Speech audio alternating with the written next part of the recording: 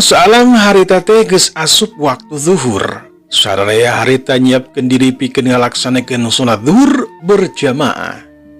Di paguron Arda Wijaya salianti diajarkan ilmu silat, diajar oge kana ilmu agama. Masjid di eta lembur gede. Juragan karta ngahajang ngadamel masjid sangkan pangesi lembur Ciremis jeung anu diajarkan ilmu sihat takwa ka Allah. Takwa ka Allah Ta'ala. Anu ngawurukan kana agama nyatana eyang gerdana Mang Barsa jeung jana. Sakapeung mah sok ku murid anu sejen anu geus luhur ilmu agamana. Kasugri parwargi urang jojo ringkesna alam dina ieu carita. 8 tahun weh ti harita.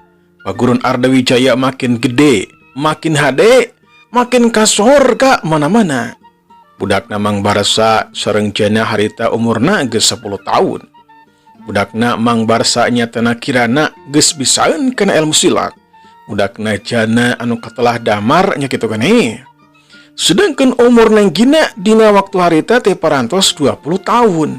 Neng Gina ngacenggelek jadi wanoja anu geulis rancunit ngalempereng koneng. Loba jajaka anu kataji ku Neng Gina. Ngan anehna Neng Gina teu narima kajajaka anu hayang ka dirina. Dina hatina Neng Gina geus aya ngaran anu nyangkeok, nyatana Jang Gundana. Firasatna kuat yen Gundana can maot alias aya keneh dikeuna. Ilmu silatna Neng Gina hebat, sadaya ilmu silatna Mang Barsa parantos diturunkeun ka Neng Gina. Malahan mah Neng Gina bisa nyiptakeun jurus sagala. Sedangkeun anu 10 urang di mah muridna Mang Barsa jeung jana sami parantos rengse diajar kana ilmu silat di Mang Barsa jeung jana. Anu 10 urang teh ayeuna mah parantos kaduh murid sewang-sewangan ngajak ku Mang Barsa jeung jana dibere murid sangkan bisa ngamalkan ilmuna. Masing-masing dibere murid 15 urang. Mang Barsa jeung jana bisa kabantuan teu capek teuing. Sedangkeun Neng Gina mah tara ngalatih ilmu silat, tapi sok ngajagaan keamanan lemur Ciremis ti jalma jahat. Neng Gina ante kurang cingeus berkaditu berkadieu unggal poe na teh bisi aya jalma jahat kadinya. Sok sanajan geus aya anu piket, Neng Gina sok ngaprak ka unggal poe bisi anu keur piket teh balang. Neng Gina ku sakabeh murid dihargaan kawan tu budakna juragan karta anu kasor berehana. Kasugri para wargi cak urang tunda heula kayaan di lemur Ciremis, urang tundun heula sakedeng, urang tunda heula sakedap tangtu kaharep kasamper deui. Ayeuna urang malikan di katukang ka Sigarmo saparakanca. Sigarmo jeung babaturanana harita teh geus beres narema ilmu pamungkas di Bahbored. Sok sanajan pinuh ku perjuangan anu hese Sigarmo hasil narema ilmu pamungkas di Bahbored. Sigarmo murid pangboletna harita mah gagak seuri lantaran geus hasil narima ilmu pamungkas. Malahan mah geus diuji ku si Adar luar biasa hebat. Opat murid Bahbored ngarasa lugina hate geus beres nileuman ilmu ti Bahbored. Komo Bahbored mah bungeun pisan. Kocapkeun ieu carita dina waktu isuk-isuk harita teh. Manuk-manuk harita cinggleber dina tatangkalan. Para saat sang surya harita teh matal nyaangan buana panca tengah. Sigarmo si Adar si Oding jeung si Burna harita teh geus harudang. Opatanana harita keur milun seuneu lantaran hawa karasa nyecep tiris. Opatanana harita ngariung seuneu. Pok harita teh Sigarmo ngamimitian cimarita. Rencana urang saterusna kumaha teh euy? Urang ngajurag paguron atawa kumaha teh? Cek Sigarmo bari ngabagikeun panuteupna kana tiluan. Pok harita teh si Adar. Urang tungguan heula we parentah ti si Abah. Nah ngajurag paguron-paguron atawa nunggulan jalma-jalma. Geus da kuat teh kahoy hayang dengeran banget jalma. Sararea harita teh sareuri. Keur kitu torojol harita Bahbored kalacat kabehanana dariuk di saung sawala. Opatanana harita teh sila rekep nakaranan. Ok harita Bahbored. Sagabeh ilmu dewe geus dibikeun ka ilaing opatan. Dina poe ayeuna pisan ilahi opatan jung indi tieu patempatan pikeun gajorang paguron-paguron anu laleutik. Paguron anu paratengahan oge paguron anu gede anu geus kasyahur. Talaukeun kabehanana mun embungan taluk jeung tunduk padaran harita keneh montong disisageun. Ilaing opatan montong babarengan pun bisa mah dibagi dua jangkeun tereh ngawasa dunia kejuaraan. Utamakeun mah euy guru bisa ngajaba paguron anu gede anu badag. Tempatna tang tu lega, muridna oge tang tu loba, kudu jadi milik ilaing. Mun ilaing geus undang tempat anu cocok bejaan dewek euy, pasti dewek bakal datang. Sadiakeun awewe anu bahenol nerekom pasti pedo. Sararea harita sareuri parentah Bahbor saluyu jeung kahayang opat muridna. Pok harita teh sigarmo. Mohon siapa sagala kayong abah tangtos ku abdi opatan bakal diestukeun pisan. Di dinten ayeuna abdi opatan bakal miang ti dieu nyuhun keun pangdoana we ti abah mudah-mudahan hasil anu dipimaksad. Dan tuku abah bakal didoakeun mudah-mudahan hasil kalayan jugubakeun. Mohon hatur nuhun bah. Abdi permios bah. Mohon abdi permios bah. Mohon abdi permios abah. Mohon abdi oge permios abah. Opatna harita cungcung sasalaman. Bahbor ngarasa sugema hati boga opat muridna anu satia ka dirina. Junggram yang. Opatna harita indi tinggalkeun pademukan Bahbor anu katelah karang iblis. Bahbor ningalikeun opat muridna anu keur lempang les-les dina pengkolan. Opatna harita ngagedig lempang dengah kawantu ayeuna mah geus boga ilmu anu hebat ti Bahbor. Kapercayaan dirina ningkat 100%. Sanggeus jauh pok harita teh si Adar. Hoding, urna. Urang mau bisa bebarengan euy. Lantaran bakal nyita kena waktu. Kuring jeung si Garmo dek indit ka belah wetan. Anjeunuan bisa indit ka belah kalir atawa ka kulon. Kumaha karep anjeunuan we eta mah. Kula indit teh heula nya. Hiya! Cerilat. Si Adar jeung si Garmo harita ngabelasah tinggalkeun si Oding jeung si Burna. Si Oding jeung si Burna oge harita ngacerilat ninggalkeun eta patempatan. Urang tuturkeun lalampahan si Garmo jeung si Adar, duanana harita sing cerilat dina sela-sela tatangkalan. Cirimna lir kalangkang dina para cepet gerakanana. Jeleng-jeleng cerilat. Duanana cing blesat. Harita teh aya kana sajamna lulumpatan, jog duanana harita anjog ka sisi lembur. Duanana ngarasa bungah lantaran ilmuna bakal dipake dageus asup ka pilemuran anu tangtuna oge bakal loba jalma. Duanana ayeuna mah leumpang sup ka jero lembur, si Garmo dangah si Adar sarua malahan mah nepak dada sagala asapangna. Jalma-jalma pangeusi eta lembur anu kaparangan papaliwat jeung si Garmo katut si Adar cing perungkut ka sisi sieun. Katingali atuh wandana wanda jawara paroman sarempi ka sieun batur. Tadilas rog kahiji imah anu kaparengan loba jalma keur dariuk dina abang barung. Pok harita teh si Garmo. Jalma-jalma kabeh, naon ngaran ieu lembur jeung saha jaguna dewek hayang ngajajal pangabisana? Cep, sararea harita jempling anu tadina recok ayeuna mah ciga keangkat incak estu ularepeh. Anu keur ngariung harita silih teuteup cing pada baturna. Anu sejen harita mere isara kanu rada kolot sangkan ngajawab kana pananyana si Garmo. Ok harita teh rada gugup.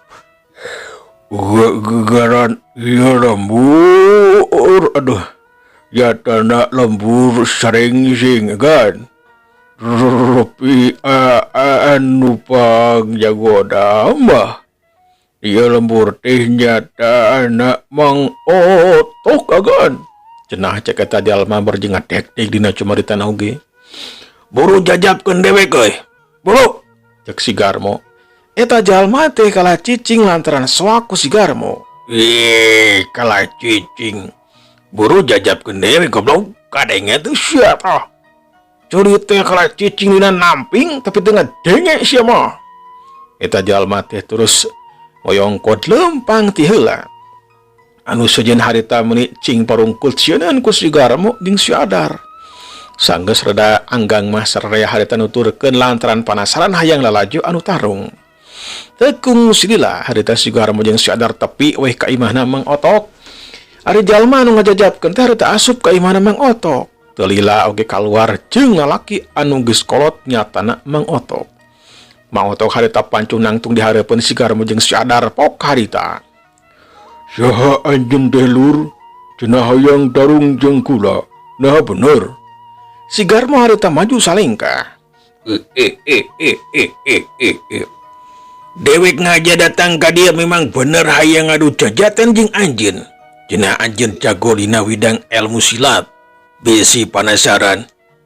Ngaran dewek Garmo si pedog setan bayangan. Anu ieu babaturan kula anu katela Adar si kampak naga. Kula duaan muridna babore si tapak dewa.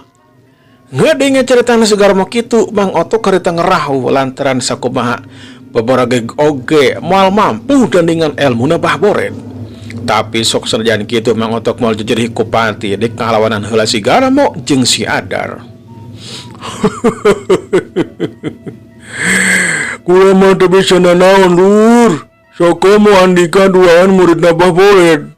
Geus bisa dipastikan kula nu baris ewe. Dah kulantaran gitu bisa dek ngadu jajaten matuh ka paguron kuku iblis. Ilmu kesaktian pemimpin eta paguron teh hebat. Can pernah aya nu ngelehkeun. Si Garmo jeung si Adar harita silih teuteup. Gampang soal eta mah. Si Garmo hayang ngajajal kana kesaktian anjeun. Wiyana panantang si Garmo kudu ditarima ku anjeun. Hitung-hitung latihan we ieu mah. Bener Otok. Hitung-hitung latihan we ieu mah. Sok geura siap-siap saya ga dewek dik kamimitian nyerang ieu. Iya, curilat. Si Garmo harita nyerang leugeun katuna harita ngadius kana carehamna Mang Otok. Gila, Mang Otok harita rikat ngakiwar kaplos sorangan si Garmo ngahakan kana angin. Yuk, suku katuna harita ngablesur kana sirahna Mang Otok. Mang Otok rikat nakis ku leungeun kencana. Geruk dah, siet suku Mang Otok harita ngajejek dadana si Garmo. Cebet, cakakak teh si Garmo harita seuri.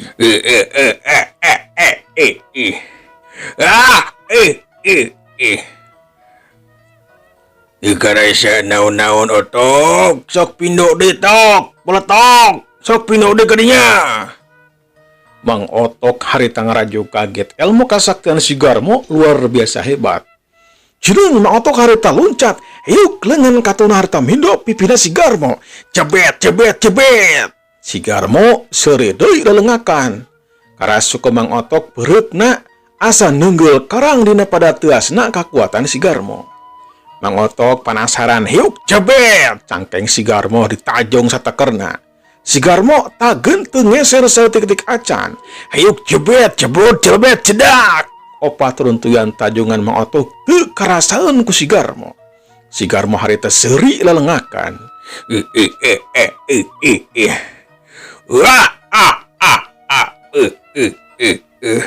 So keluarkeun sakebe ilmu sia teh Otok bertok. Manjangan sakitu cedak jago. Manjangan sakitu so keluarkeun kebeanana. Mang Otok beungeutna pias. Geus bisa ditegu si Garmo moal asa-asa dina ngalakukeun tindakan. Bisa bae dina bakal dipaehan ku si Garmo. Mangkaning ilmu silat si Garmo luar biasa hebat. Ayeuna mah giliran dewek anu nyerang Otok. Tada ieu serangan dewek ieu, tada ieu. Iya, curilat. Si Garmo harita nyerang perep katuna harita ngadius kana dada Mang Otok. Mang Otok harita ngakiwar ka kenca kaplos serangan si Garmo teu keuna.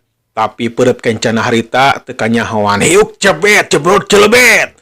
Kena pisan kana pipi Mang Otok. Carik jeug kubrag. Mang Otok harita rubuh. Horeja cerita hudang di terus mancukeun di tangtungan anak barjeng nyaklan pipina anu karasa panas. Lumayan oge sia teh otok, bertok. Tagen euy, bisa udang deui. Tadah dieu. Ya. Hiuk lengan katuna hari tenggulkeun tina jarak jauh. Hiuk aya daya kekuatan anu rosakeuna kana dada Mang Otok. Hiuk cepet jengkang gubrag Mang Otok harita rubuh nang karak bengkang. Gejlok tina sungut nang kaluar getih kimpul lalambaran. Dina kayan kitu rob harita teh loba jalma anu daratang nyaksian kayan eta. Seuleuna harita teh hiji lalaki ngadegetan ka Mang Otok terus mentuan sangkan Mang Otok nangtung deui. Mang Otok harita renghap ranjuk dada asa sesek karasana nyeri tur panas. Sigarmo harita nangtung berjeng nulak cangkeng cakakak teh harita.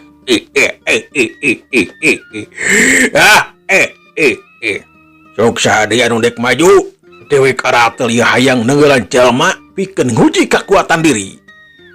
Saradaya teu aya anu cemarita malahan mah marungkut sieunun ku sigarmo. Kumaha otok beletok sia teh dek taluk ka dewek atawa kumaha teh? Mun taluk nyawa sia aman masih kini aya dina badan. Ngan lamun teu taluk ayeuna pisan sia bakal kojor kulengan dewek. Mang Otok harita ngahuleng pikeun dina berat. Taluk sabenerna mah embung. Mun teu taluk nyawa taruhanana. Nya sanggeus mikir heula mahpok harita teh Mang Otok cumarita. Dua jadi pilihan. Da kula teh nyaah kana nyawa. Kula taluk ka anjeun garmo.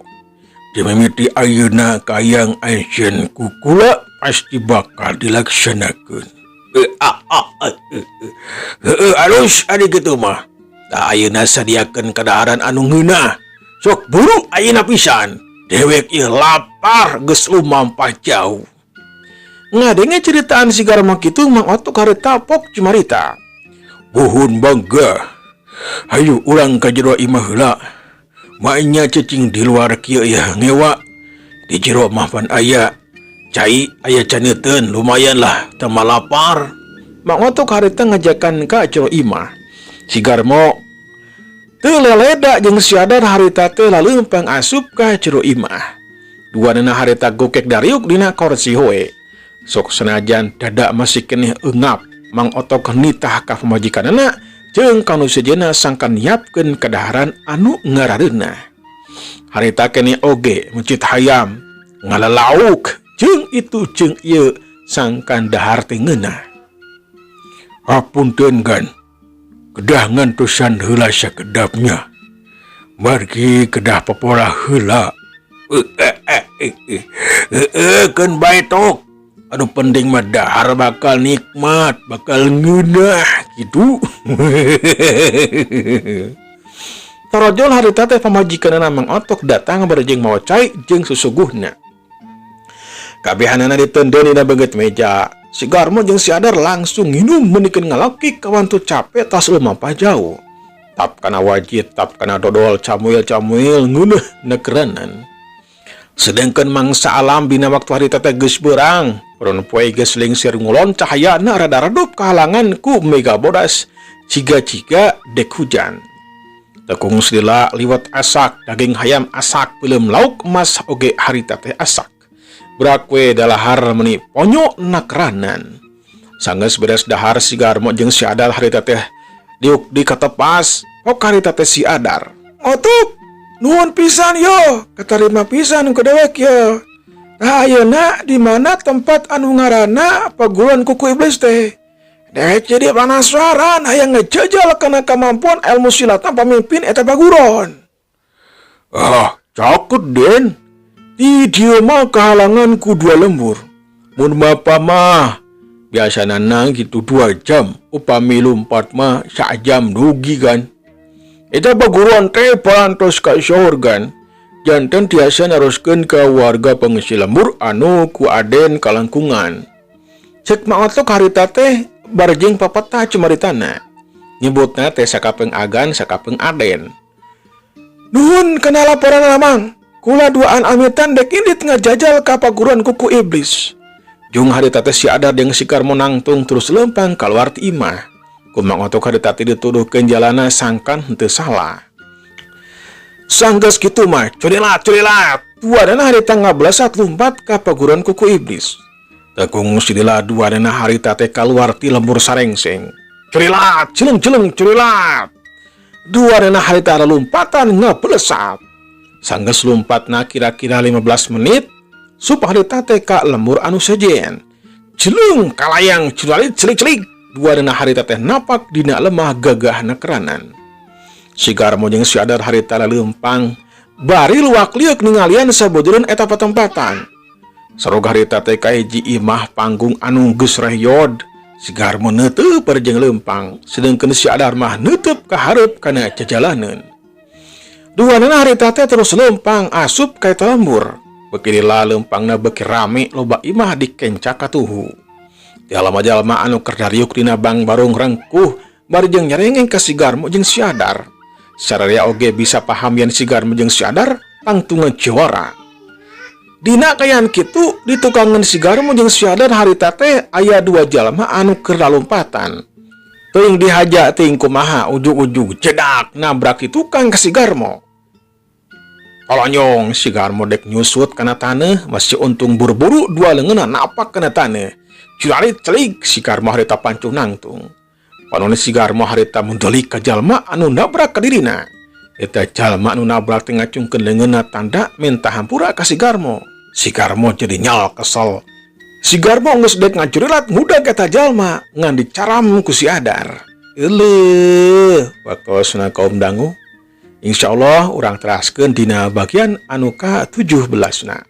Sumangga ka sadayana ujung kantun. Wassalamualaikum warahmatullahi wabarakatuh.